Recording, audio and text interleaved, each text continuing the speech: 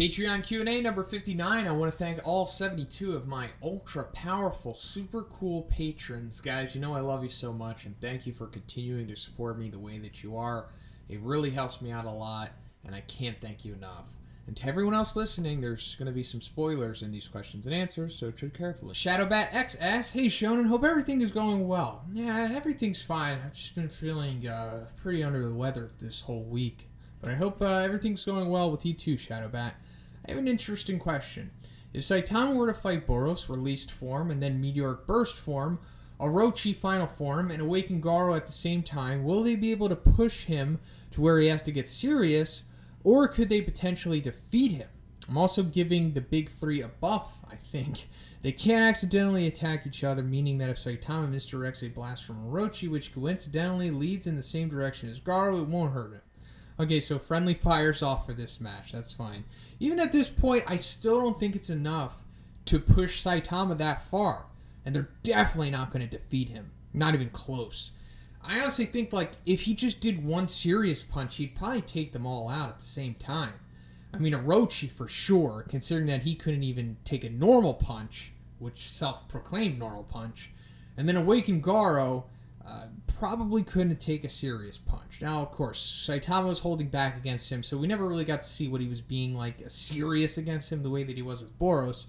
But also, given that Boros, in the Meteoric Burst form, shooting the Collapsing Star Roaring Cannon, couldn't even take the force of a serious punch, not even just physical contact, I don't think all three of them working together are going to be able to survive that. Now, could they, like, overwhelm him to the point of like how Meteoric Burst and Release Boros was, where they're like knocking him all over the place and getting numerous shots on him? Like even Awakened Garou was, like after he did the abandonment, he was wrecking Saitama, and he even shocked him with his performance. But it wasn't like putting him in danger or anything like that. Like even after that, he like, you know, he's like, okay, that's pretty cool, but now I'm gonna get serious. And then he does a serious table flip, and after that, he's kind of just playing with Awakened Garou. Like, it's just absurd how powerful Saitama is. And even if all three of these powerhouses, who are all of the strongest villains we have ever seen so far, not counting God, because we don't know anything about him yet, even at this point, I still don't think it's going to be enough to push Saitama to trying seriously. Like, the most serious thing he's going to do is, like, a serious punch or, like, maybe a serious headbutt or something like that. Will we see Saitama get to that point in the series? I certainly hope so. I hope Blast push him further than these guys, but I think God is probably going to be the one to do that. Last question, well, maybe more of a statement. What if God-level threat Mosquito is actually Blast, who was cursed and transformed into one? Or even better, God, who is trying to communicate with Saitama, but sees him as an annoying bug. Ha ha ha ha ha! I know you said not to take this seriously, but as the one above all, you Shonen, oh, thank you, ShadowBat, who published this type of One Punch Man vid, I have to take it seriously. I need to know if this is a possibility. Thanks for the entertaining video and take care.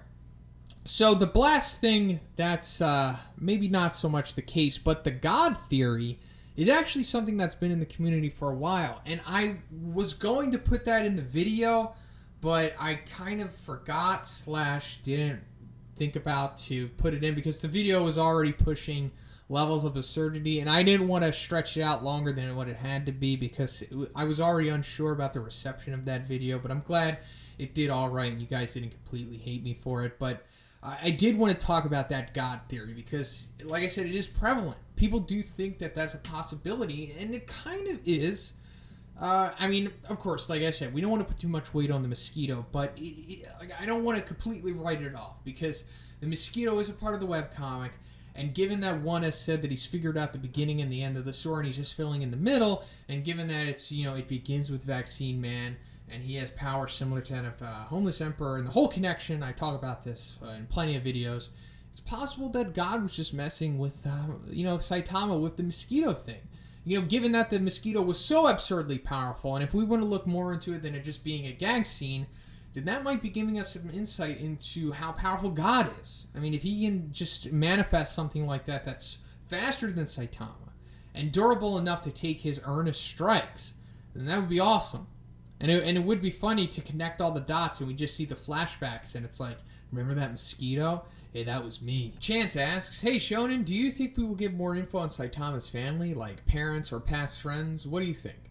So at this point, I really wouldn't be surprised if we never find out anything about Saitama's family or past or anything like that. Simply because it's never been talked about, never even hinted at. I don't even think Saitama has ever said the words family in the entire series, and no one has ever asked about it, at least as far as I know. So this might be because one just wants it to be that way. He just wants Saitama to be mysterious, and there's no other history or light shed on anything like that.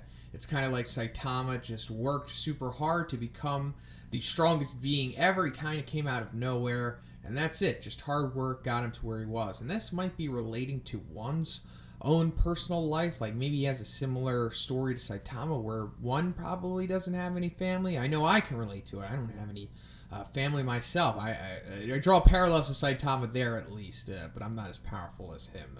But I try to work as hard as him as well. But the only real insight we get into Saitama's past, or kind of looking at his family life, is like in the 200 yen bonus chapter when we see him when he's 12 years old.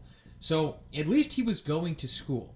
And it seems like he had his own room, right? So he was at some kind of house, because he was like laying in his room with the Mob Psycho 1 million shirt watching TV. And then the bully stole 200 yen from him, so he got money somehow. I assume that his guardians gave it to him. And I say guardians because it's possible that he doesn't even have like living parents. Maybe they were killed by monsters, because that seems the kind of part of the course in this world. So maybe he's like an orphan or something. That's a possibility. And then like the other insight we get into his past was in an interview with one, when he says that Saitama's job before, you know, he was like looking around when he ran into Carablante, he was working at a convenience store. So either he got that job just going out and looking for it, or maybe his family had something to do with it, possibly. This is just speculation, but that's how little we know about Saitama's history. So at this point, it's really unsure if we ever get any more info on it. Is it necessary? I don't think so. I think it's pretty cool that Saitama is kind of mysterious like that, and he kind of just comes out of nowhere. Or maybe it's just because I draw so many parallels to him myself. But, yeah. Martin G asks, hi, Shonen. Hope you've had a good week so far. It's been alright. I've kind of been feeling under the weather, so I've been trying to push out good content despite of that, but it's been kind of difficult. But I hope that your week has been good as well, Martin. My questions this week are, let's say Hero Hunter Garou magically landed in One Piece world, fought Jinbei, learned Fishman Karate, including the water manipulation aspects, from the encounter, and then was magically sent back to the One Punch Man world. How do all of his fights from the Blue Fire / Magic Man fight on change?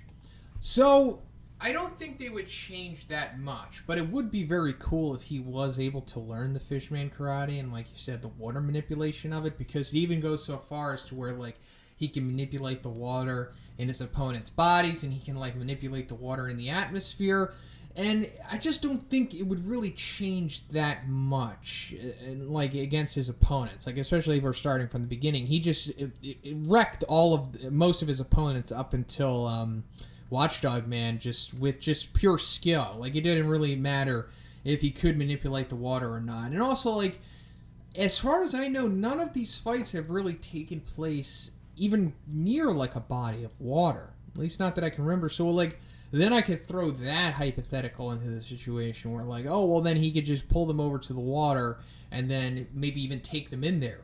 And then use that to his advantage because, you know, the Fishman Karate, like, becomes way more powerful underwater.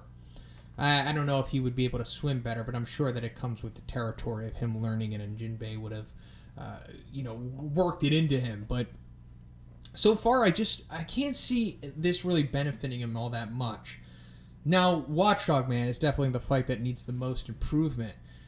But given that he'd be able to manipulate those things, and given that there doesn't seem to be any body of water nearby that fight, I just don't think it would have changed that much.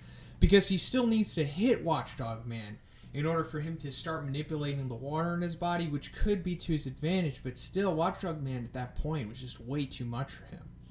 So, Orochi, you know what, actually, I think, right, Royal Ripper and Bug God, that fight was close to a body of water, right? It was, like, near that lake. So maybe that would have changed.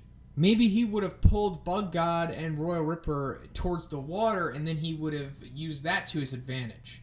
But then again, Sludge Jellyfish still had Terrio. And that was really what did him in when he was distracted by that. But then, it's like, what is Sludge Jellyfish? Is he sludge, or is he more water-based? Because if he was, then he could annihilate Sludge Jellyfish using some Fishman karate techniques, and maybe that would change the tide of him going against Terrio. I don't know how this would have benefited him against Orochi or Overgrown Rover, too, because there's no water, and it really remains to be seen if there's even enough water inside of Overgrown Rover and Orochi for it to benefit him, and then their fire abilities are counteracting that. But it's something to think about for sure. And then your second question is, I know it's impossible to tell, but do you think that Goketsu was able to tell that Saitama is strong like Orochi, Boros, and Carnage Kabuto were able to before the fight started? So this is interesting, and yeah, it is difficult to say for sure, but I don't think Goketsu was quite on that level. If we're like comparing him to Bang, which is, I guess, is the best approximate comparison to make, more or less, Bang didn't really have a good understanding of Saitama until he saw his feats of power, as were these other guys kind of just observed Saitama and could sense his power. So, given that, and we're just comparing him, like I said, to Bang, I don't think he probably could have guessed it. And also, Goketsu's not quite going into like that fringe above dragon territory. Well, not Carnage Kabuto, but that was more so his inherent intelligence that was given to him by Dr. Genius. But Orochi and Boros, they're definitive above dragons, and I think that level of power probably comes with a better understanding of quantifying the power of Saitama before even seeing him do anything. Wolfpup asks, howdy Shonen, my question is, have you watched Seven Deadly Sins? What are your thoughts on Escanor, the Lion Sin of Pride? So I haven't watched Seven Deadly Sins, but the only thing, coincidentally, I have seen are Escanor and his feats of power. Actually, the videos that you sent me, I've seen those before because Escanor was getting so much hype, especially like last year. Pretty sure it was last year when his fight with Estarossa was made into the anime. So I checked it out and I thought it was pretty cool. I like Escanor. I think he's a really cool character. I don't know too much about him other than what's on the surface, but let's go into more of what you're saying, because you said, I already watched all 3 seasons but have not read the manga. Likewise, I haven't even watched all 3 seasons.